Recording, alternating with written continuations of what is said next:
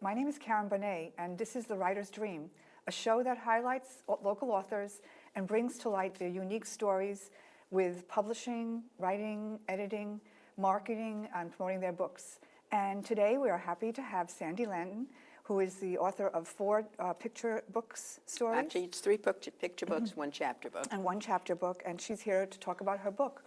Welcome, Sandy. Thank you. Glad to be here. I'm glad you're here. Sandy, tell us about your first book, the book that's closest to your heart. That's Daddy's Chair, my first baby. My cousin died of cancer, and I was the book person in the family, so I was asked to find books to read to the 3 kids. And I found plenty for the 15-year-old and the 12-year-old, but for the 6-year-old, there was Dead Bird and 10th Good Thing About Barney and nothing about a daddy. And I was taking a class with Pam Conrad at the time, and I wrote Daddy's Chair.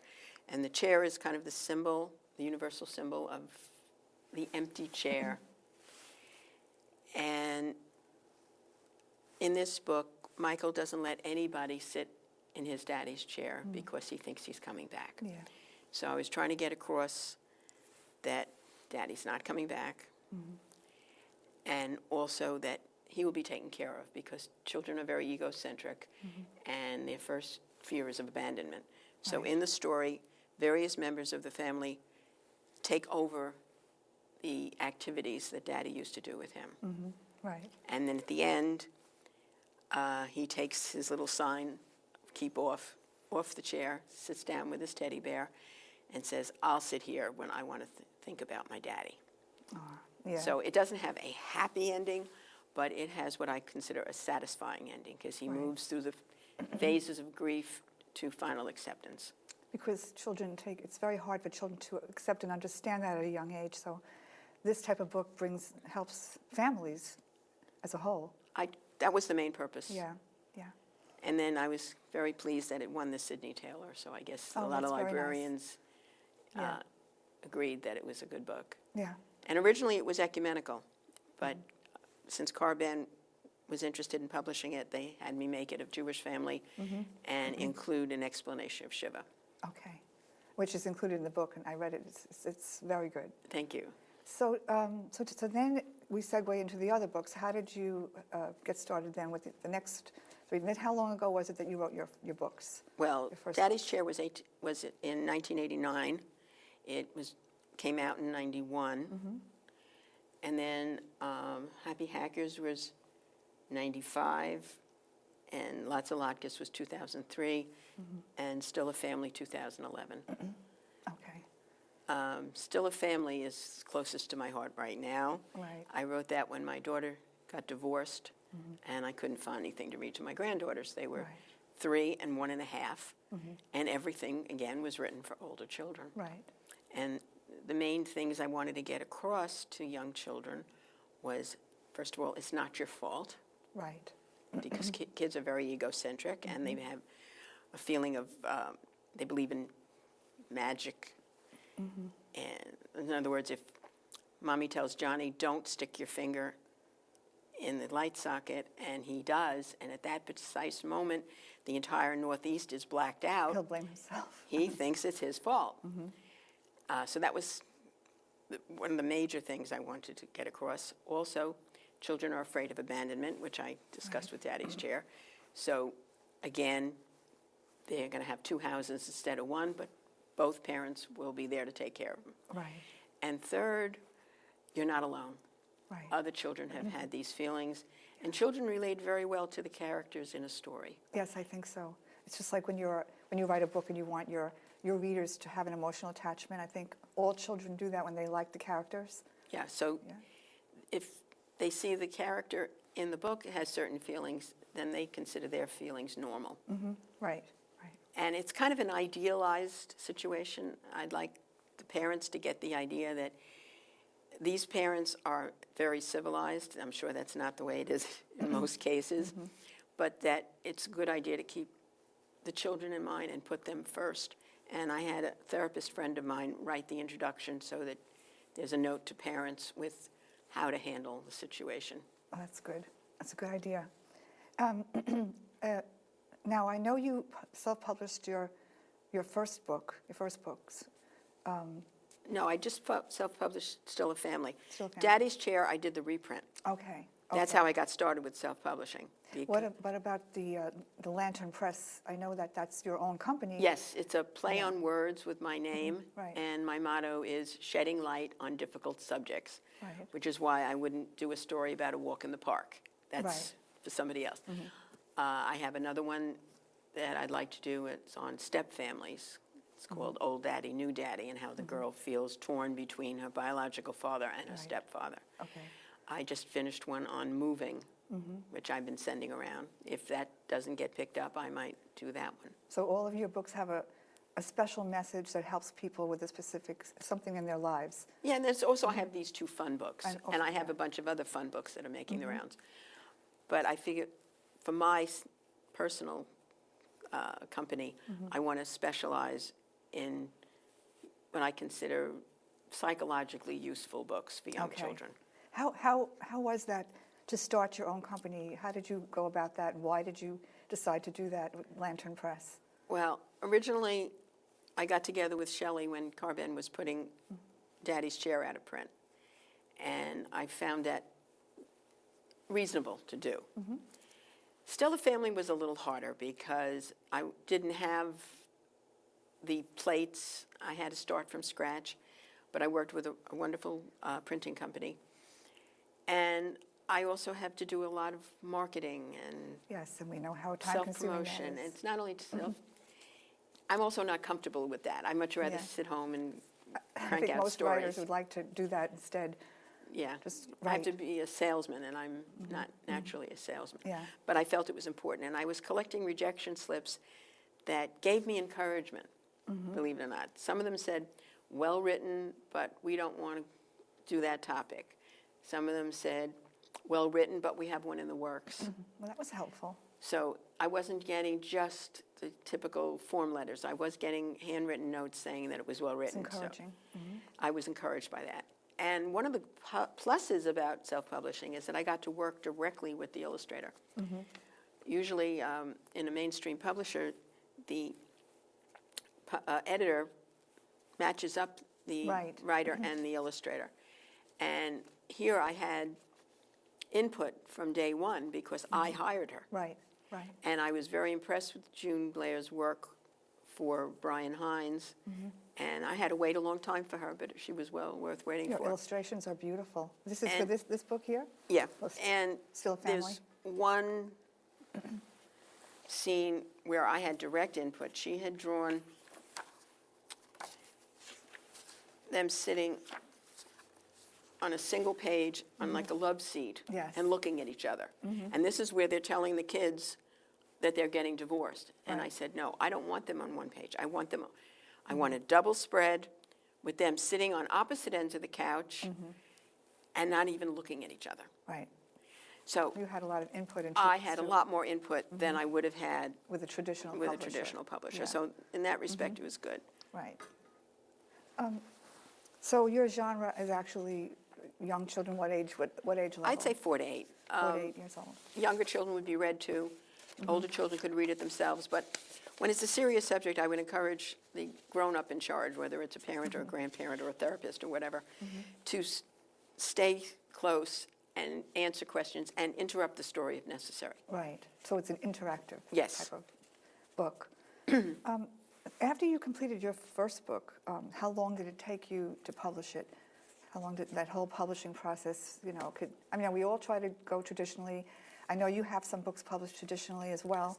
How long did it take you? Well, I was lucky with Daddy's Chair. I went to a conference of the SCBWI, and those days actually was the SCBW, at Bank Street in Manhattan. And I sat down next to Shelley Hass, and she showed me the galleys for Grandma's Soup, which is on Alzheimer's. I don't know if it's still in print, but it's a wonderful book. Grandma's Soup. And she asked what I was working on. I told her about Daddy's Chair. And she told me about Carbon. Okay. And then when they accepted it and they said that Shelley was going to illustrate it, I was thrilled Yeah. because I loved her You work. knew her work, yeah. And she was the one who was the contact, so I said it was poetic justice to Yes. have her illustrate. That's great that you became a team with her, because it's a beautiful illustrated book. I've been pretty lucky, except on The Happy Hackers, I wasn't too happy. Yeah, Because I think that man was childless. Yeah. Childless. childless. Because I described a messy teenager's room with socks hanging from the light fixtures and clothes all over the floor. And if you look at the cover of The Happy Hackers, he shows one little piece of paper on the He floor. was probably a very neat person. Probably a very neat bachelor. Let's talk about the writing and publishing process. All right, how long did it take you, first of all, to write the book, the first one? Let's go back to the very All beginning. right, that was a few months. A few months, okay. And in fact, while I was doing the revisions, my father died. So I was no longer the outsider. I was now the 6-year-old. Yeah, okay. So the writing process itself isn't that long. It's getting the publisher that takes the longest. Right. That's a very involved process. With traditional publishing, did you do that route where you did the query letters and sent it to the All of it. traditional publisher, the Well, research? with picture books, you don't really do a query letter because the manuscript's usually longer than the letter. Okay, send the whole manuscript. But you send the entire manuscript with a cover letter. And the best advice I can give to aspiring writers is once you mail it out, forget about it. Go work on something else. Right. Don't, babysit the caught up in mailbox that, right. because you'll drive yourself nuts. It could take months to hear back. Months, Yeah, months, yeah, months, yeah. sometimes years. Right. So what was your favorite aspect of the writing process? I know you have a great imagination and you use a lot of, you got a lot of ideas from different places.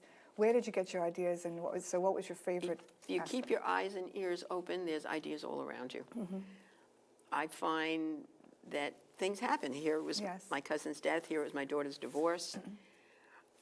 Lots of Latkes was inspired by the Liqui meetings. We have a picnic in the summer. Liqui, tell people. Oh, sorry, tell them- Long Island Children's Writers and Illustrators. Right. We meet once a month on the second Saturday at St. Joseph's College, and we critique manuscripts. That's wonderful. You're a member of Liqui for Oh, a long a time. long time. How has it helped you to become a member? Or how has it helped you and other authors? Well, I didn't feel?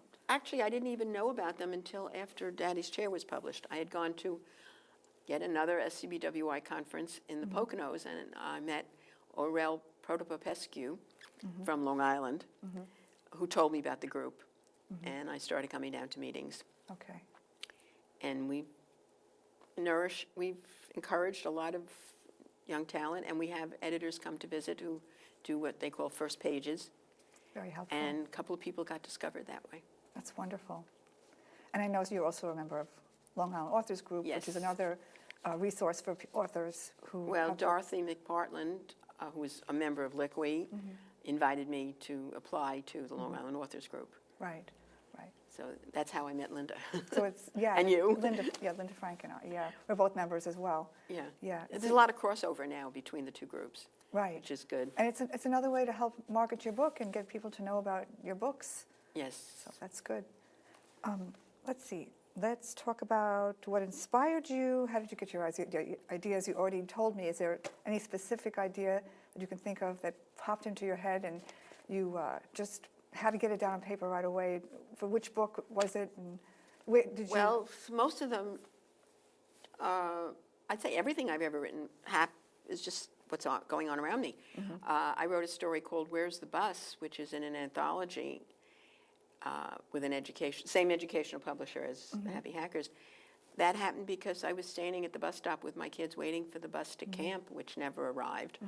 So we were brainstorming about what happened to the bus, and we started out with mechanical failure and ran out of gas, and then wound up with lions and tigers escaping from the zoo, and cops and robbers, and finally aliens coming down and taking the bus.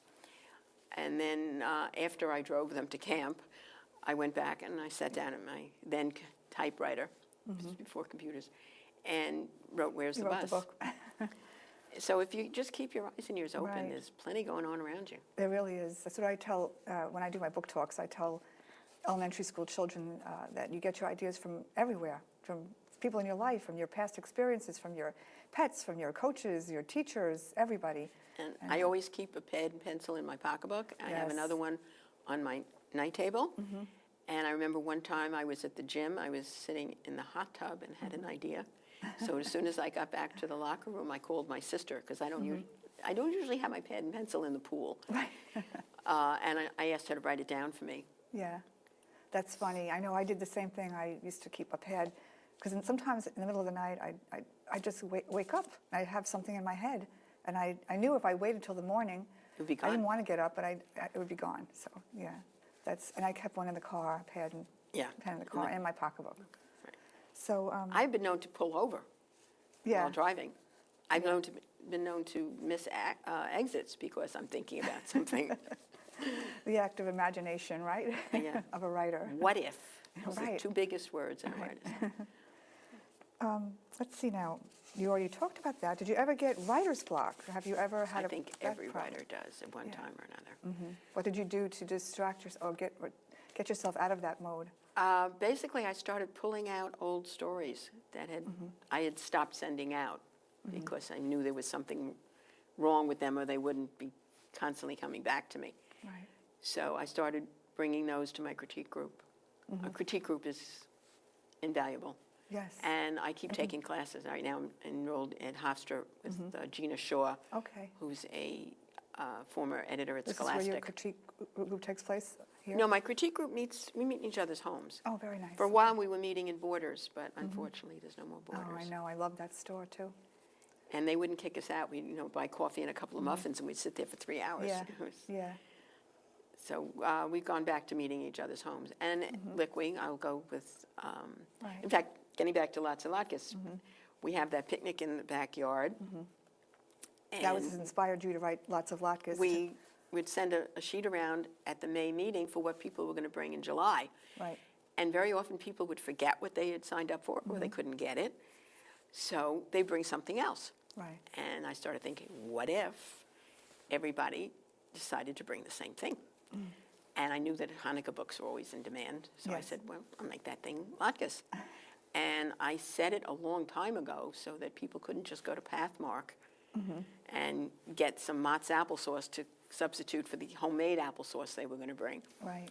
And each person has a reason for not bringing what they were supposed to bring, and they all bring latkes. That's funny. And the main theme of That's a that kind of is fun book. that, it's a fun book. It's also, it doesn't matter what we have to eat and drink. As long as you're together. We're together, we're celebrating the holiday together, and at the end, they sing and they dance. And That sounds like a lot of fun. Let's see now, the greatest challenge. What was your greatest challenge with regards to writing, publishing, and marketing your book? I the know hardest part with self-publishing is that you don't get reviewed. I had a lot of reviews for Daddy's Chair. I had a lot of reviews for Lots of Latkes. Right. How But do you get reviewed for your You traditional- can't. It's, I'm banging my head against the wall with that. Yeah. So I've been doing mailings, and I've been I'm exhibiting both books, actually, at library conferences, teachers' conferences, psychologists, social workers, and hoping to get, a little exposure that way. And Right. programs like this are a great help. Oh, yes, and also just getting out there and doing book talks. Yes, I'd like to your- go to schools your when they audience. call me. Right, that's important. And we do these author nights, which I am now chairman of. Brian Hines stepped down, where it's like a multiple book signing in a school gym. And Right. the kids can come up and talk to the authors, get their books signed. Oh, it's wonderful, isn't it? And we Yeah. get to talk to the kids. Because, writing is such a solitary, isolated thing. You can just sit Yes. at your computer all day by All day, yourself. right. But you come out to an author night or to a bookstore for a signing or whatever, Right. and you get to talk to the kids. Or a book fair. Or a book Yeah, fair, yeah. and you get to talk to them, and Right. you get a lot of feedback. Sometimes I get ideas. Right, right. It's a lot of fun. How about, with regard to your speaking engagements, how can people reach you if they want to reach you? Well, I have a website, and www.sandylanton.com. Yeah, easy to remember, right? And my email address is on there also. It's lanternpress@live.com. Okay, And I really don't think I want my phone number out there, but if people email me, I will then email You'll them back get with my back to phone them. number. okay. What is the single most important thing that you learned and that you'd like to share about writing and publishing a book? If you can, I know it's kind of a broad question, but maybe you All just can right, think about I would say persistence, persistence. or you could say being obsessive compulsive. you Depends have how you to want be- to look at it. Yeah, But don't give up. my son was an actor as a child, and I got the feeling that if he can get rejected in person and deal with it, Right, I can handle getting rejected at the mailbox. right. So that's what I kept telling myself, Yeah, that's true, yeah. to just keep at it and eventually, Persistence is the key yeah. for any, look, I mean, you've heard stories about some of the top authors now. Well, I remember Madeleine L'Engle was rejected, Wrinkle in Time was rejected something like 27 I times. thought that was a great book, I It was loved a it. fantastic book. Yeah, a lot of It children. just has to find its right home. Right home, right. Look at J.K. Rowling. Yeah. I mean, she was rejected 75 times. Oh, I didn't realize there was that many. And can you imagine how the publishers who rejected her feel How they now? A lot of them, those editors may not be editors anymore. Right, You passed on that. exactly, right. And what is the single most important thing you would like to say to parents about your book? About which book would you like to say Well, I guess on something important? both books, it would be to keep the kid in the center, Right, not let your own feelings get in the way. I know with a death, it's very hard. Maybe a grandparent has to step in, or Right. an aunt and uncle. right, But the kids have feelings too, and they don't always show it. right. So you have to be sensitive to the cues that they send you. Yes. And reading a book, I do a workshop on bibliotherapy. Oh, And bibliotherapy. Now what? Now. that biblio means book, and therapy. And it's using picture books to deal with difficult subjects. So I don't only talk about Oh, my which books, is what you do. but I research other books out there, and I bring them in. I just did the Suffolk Reading Council and a BOCES teachers conference, where I brought in about 50 books and Right. talked about them and gave them hands-on, and I handed out a bibliography at the end, Right, where you try to reach the child through the book. right. Which is what we all try to do with our books. You know, we want to reach out to the reader and have them be attached to your characters in some way. Whether it's a good character or a bad character, you want them to have a feeling about that character. And children won't always tell you their feelings, but they'll talk about what Yes, the character is doing, right, and right, you can kind of read between the lines. right. If you could quote one famous person for an ideal that you believe in, what would that quote be and why? Okay, somebody asked Bette Midler if she was an overnight sensation. And her response was, baby, if I'm an overnight sensation, then it was a long, long evening. In other words, things just don't happen overnight. Words just don't come from your brain into the page and immediately become a book. You have to work at it, You have just to like work at it. anything you're interested in. And you have to have a passion about what you're doing. I think that's true about anything you're doing. One of the authors that was featured here on our show, his name is Joe Satriano. He wrote his book. It's called In Sickness and in Health: A Memoir of Love, because of in tribute to his wife who died of breast cancer. Oh, I met him at one of the Yeah, Long Island Authors he's Group been some of events. yeah, he goes to the events, all of these events that help promote our books and whatever. He actually had a passion. He started out of a passion for helping children whose parents died of cancer, no matter what type of cancer it was. He started a foundation, and it's blossomed and it's all over the country now. He's been asked to speak in many places all over the country, and he's been featured in magazines and newspapers, and he does it out of a love for letting people know that, you know, there's a recourse, there's a way to help children, and children kind of get lost in the shuffle when a parent has cancer, and other people don't realize that. And they're in school, and you know, their grades suffer, and he calls them the silent sufferers. So, you know, it's wonderful to have a passion, and that was his passion, to start this foundation.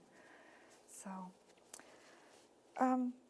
do you have a motto, or did we already discuss that? I think we did. Lantern Press, shedding light on difficult subjects. Right, that's a great motto, great motto.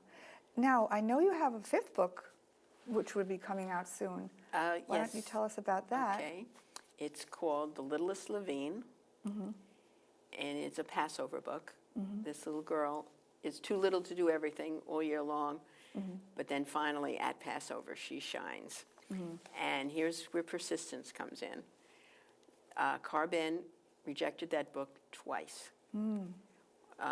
I sent it to them in 1996. The first time. And then I revised it, sent it to them again. They still weren't happy with it. I let it sit.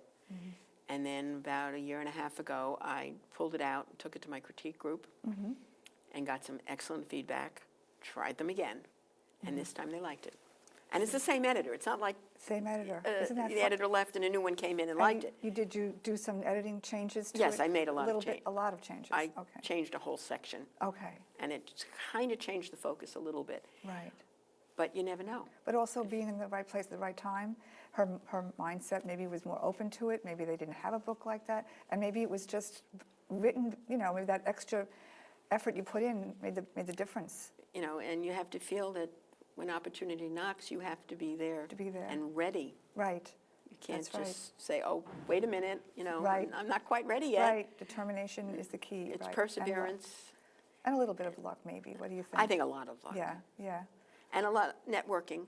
The network. I mean, if I hadn't met Shelley at that conference, I never would have Yes. known about Carbon and gotten Daddy's Chair published. Meeting the right people at the right time. Right. Did you want to? We have a very short time left. Did you want to share any other feelings about other books that you have in mind after this fifth book? God. I have several that are making the rounds. I have one on step parenting called Old Daddy, New Daddy, a girl who's torn between her biological father and her stepfather. I have one on moving that I just finished. Okay. Over the summer, I worked on a book with my next-door neighbor who's a school psychologist who works with autistic kids. Oh, wonderful. It's called That's So Silly, where he said autistic kids take everything literally. Yes. they do. So he had the idea of taking idioms and on one side of the page having the idiom and then what the kid thinks it means, Right. and then on the other page what it really means. That's great. I So think that one's out there. That's a trying to great find a idea. home. Well, Sandy, thank you so much for being here. It's great to talk to you, and good luck with your next book and Thank you. and the books after that. Thank you very much.